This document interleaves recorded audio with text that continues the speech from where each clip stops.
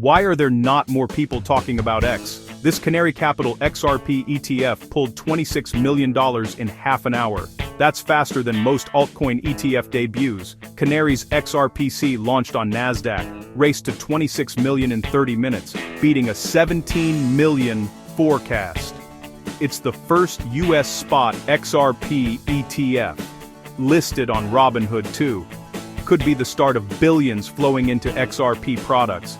Big wake-up call for crypto investors. Ticker, XRPC, not financial advice. Follow for daily crypto flows.